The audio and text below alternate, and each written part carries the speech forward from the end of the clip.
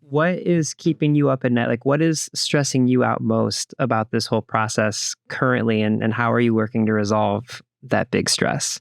I don't, I know this sounds like a cop out. I don't really get stressed out.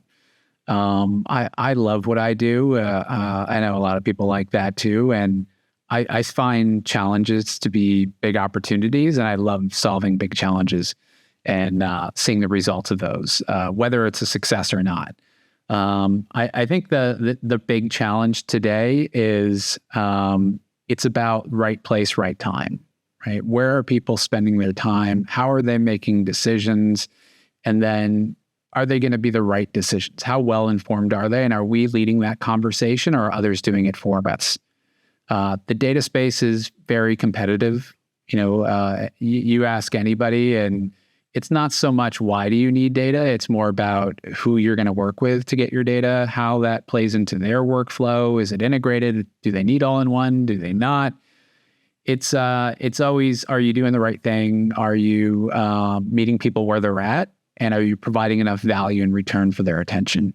Well, with that in mind, then, to tweak it slightly, for you, what do you see as the biggest opportunity at this moment? I think the biggest opportunity is in partnerships. At least if you were to ask me today, which you did, I'm going to say partnering. And it's not only just, that could be a very generic term. It's partnering with people, and it's partnering with companies. And what we've all seen is user-generated content really take off within the last few years. I think the line is really blurred between B2B and B2C, and we're buying more and more from people every single day. And and then companies, of course, right? Are you aligned with a company that can help accelerate your go-to-market? I always like partnering with bigger companies. Companies that are a little bit bigger than us, but we share the same ideal client profile. And the relationship is generally pretty symbiotic, meaning they're bigger, right? Which means they might have more process or better reach, more of a bigger audience. They might not always have that, by the way, but let's say they do. And we have, we're generally a little bit smaller than some of these billion-dollar companies. We have speed, we have innovation, we have agility. We can execute quickly.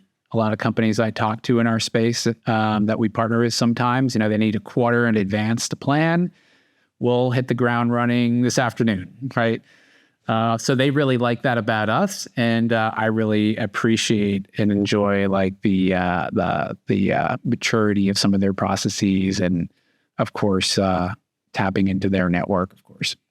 Yeah, I was laughing because I feel like we're in similar situations. Orum is technically a startup still, and it's the same thing for us. Like, we're able to spin things up really, really quickly. The podcast that we're literally recording right now was an idea 2 months ago, and kind of, so the longest process to get all this, it wasn't approval from my VP of marketing or our executive leadership team. The longest aspect of it was procurement of the tool that we're recording right now, just because that takes time to go through legal and everything. And that is definitely the benefit from a startup standpoint.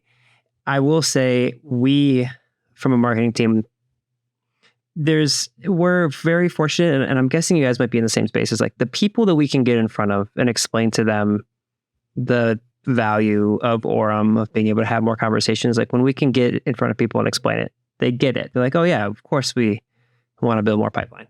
Our challenge is, from a budgetary standpoint, we're a smaller company. And so it's making those, those selections of where we want to be and how we want to get in front of people. And for you, how are you evaluating? You mentioned at the beginning of this conversation, you're a big fan of data.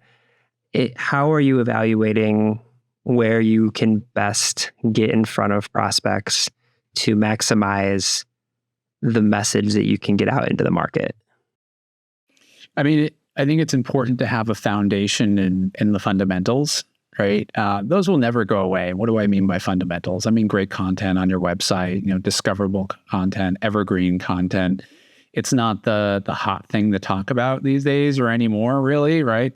There are other things, but those are like your mutual fund investments, right? They're going to compound over time. They're going to build interest. You're going to start lining your pockets, and it's going to be pretty quiet, right? It's not going to be like crypto, which just spikes up one day and all of a sudden you're rich. Those efforts will pay off, but it takes patience and it takes a little bit of time. It's a little science, it's a little, math. But I think you need to have those things going, and you need to have some budget. And when I say budget, time could be budget, right? It doesn't need to mean you need to spend money. You need to have budget for experimenting, right? And an experiment could be a new event you'd never heard of before. An experiment could be an industry you haven't tapped in before. It could be a newsletter sponsorship. It could be working together with, a great brand in B2B, going to market together on a co-promoted webinar, right? Could be any of those things, but I do think you need to constantly have kind of this innovation pipeline of things that you're trying that are easy to test, that you can get out of very easily as well, right? Or you can scale. And that's really what it comes down to, in my opinion. I want to dig a little bit deeper in this. I have found that anytime I've had a marketer on this podcast, it turns into almost like therapy for me. So I apologize, but I want to ask you about that. You mentioned like keeping that, time or budgeted time for innovation. And for me, a word that I'm always using from a marketing standpoint is triage. So, I do all of the content here at Orum, and I'm constantly triaging. Like you said, no one wants to the majority of people don't want to excitedly talk about SEO writing until you show your leadership how many keywords you're literally in first place for on those SERP results. And so we spend a lot of time doing that, but I spend a lot of time doing what we're doing right now and larger things. And like for me, I admit it is a challenge for me to continuously keep space to innovate and be willing to experiment in things. So for you, how do you triage, like knowing the tried and true what's working versus giving yourself and your team that freedom to fail if that's what happens, but to keep experimenting? How do you ensure you're budgeting that? You have to make it a priority, right?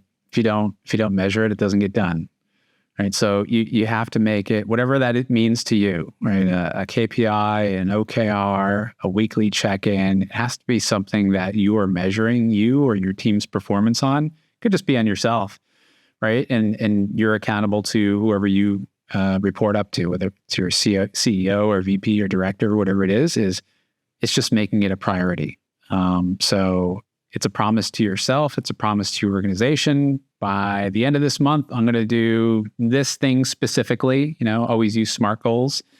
And I'm going to do this thing specifically, and it's going to be done by this time. This is what we can expect from it. And if we don't expect it, then it's not going to hurt that much, because here's the downside. You just have to do those things. Not everything's going to be a big win. And as you start growing, I'm sure you've seen this too, those big lightning strike wins, they're few and far in between, right? What you want is those little wins to start adding up, right? And you want to compound them together and go, okay, keep that thing going. Now let's try a new thing. Yeah, that's such a good point. It is really this combination. Our VP of sales likes to say shavings make a pile. He's talking about all the little small wins that we can get as an organization, but then also when we see a whale, enterprise account come through, we also know that is also part of that huge pile. And I totally hear you. Like I said, we've done some SEO work that we're really proud of in the last month, and then we've also did a brand campaign at the beginning of this year called Sell Yeah that unexpectedly kind of took off in the market, and people loved the swag and the messaging of it, and it was really fun to see. And we also say brand is demand here. And I love that our sales team also believes that. And it's nice for us to be able to play in some spaces. And that's probably the thing that we're most proud of, is like from a creativity standpoint. And you can paint with a broad brush here. You don't need to name names, but is there an experiment that you're most proud of that you guys have done since you've been there at Seamless that has been like, oh yeah, we tried this thing and it was either a lot of fun and really kind of caught on, or it was just much more successful than you thought it would be? Is there one that comes to mind? We're always experimenting. Let's see what I can do here. I'll say there was an event that we did, that was a year and a half ago already, in 2022, that went really, really well for us. And what I mean by experiment is, for the first time, we thought, okay, we're going to go all in and be a headline sponsor, right? We're going to be the headline. That's it. We're paying for the top billing. The conference was run by Jeb Blunt, who's awesome, by the way. One of the best salespeople I've ever spoke with. I'm sure a billion people will share the same. But it was a great opportunity for us to like own the space. So we got 1,200 square feet, and we had a podcast booth in there. We hired a barista that did little custom logos. We had a huge booth and TVs and branded everything, and had our books, from our CEO all over the place. We had a keynote. It was crazy, right? And our board was like, "Why are you spending so much money on this? Conferences don't work. Events don't work. People don't go to those anymore." Right. So while this is not like the most exciting case study, what we learned from it is if you go all in on an initiative and you've got some scent of interest that this can play out, right? The back of the envelope math plays out. And here's what the back of the envelope math was for us. It's a conference of about 1,000 sales leaders. Okay. In multiple industries that aligned with ours. So it's like, check. We get to make an impact. And what do I mean by impact? And I think a lot of startups will benefit from this and probably feel the same way, is like you feel bigger than you actually are based on your presence. So we had the opportunity to have an elevated presence.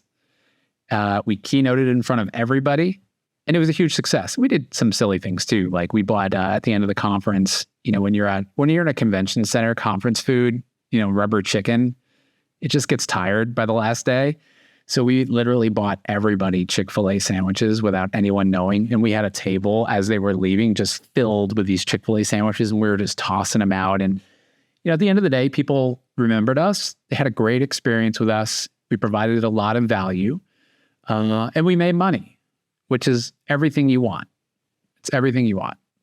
Yeah, I love that. We just recently, we brought on a person, we needed a new events marketer, but we specifically, the title is experiences manager. And I love that our demand gen director thought of it this way, because the person we brought on is creating exactly that. And to your point, like even she's only been here a couple of months, and her name's Emily. I'll shout her out. Please, whoever's listening to this, don't poach her, because we adore her so much. But she, her first event she did was this really small space, and we were trying to okay, how can we be bigger than we are? And again, we specialize in things around the phone. So she got like an old timey like London phone booth that you would like recognize anywhere. And she bought these yellow, like old cordless phones. I'm holding up a fake phone to my ear for everyone who's listening and not watching this podcast. She bought these like bright yellow cordless or corded phones like you used to see when we were kids. And they were branded as Orum. And then she would just like have people take photos with them and all these different things. And people saw them on LinkedIn, and like we had to end up doing a massive giveaway because people were like, because the phone itself plugs into your computer and you can actually use it. If you want to call people, it'll connect with your Orum. And like people were losing their minds about it. And then the next place she did pedicabs that were just Orum branded. And so they were driving all around town during this event. And same thing, like people were like, wow, you guys are everywhere. And like in reality, we were just on the pedicab, but that looks like we're everywhere because it's all around town. And I love that so much. Like, just be memorable. Find a way for the people remember your name. And the Chick-fil-A thing. Yeah, I'm gonna borrow that Chick-fil-A idea. That's such a good idea. So strong. Yeah, we were in Atlanta too, so it's like home of Chick-fil-A in Georgia. It was just perfect. But I mean, I think a good takeaway, even just from your story, is like own the situation you're in, and that could just be a phone call and leaving a great impression with the person you're on the phone with. It could be your website. It could be a blog post. It could be an event, right? I know people listening to this are going to be like, oh, wow, he sponsored an event. Real big risk taking there, Pogact, right? It's not so much the event was a big risk or it's a risk at all. It's just more so about making the most out of your time, right? Being the most memorable you can possibly be, either as an individual and a brand, ideally both.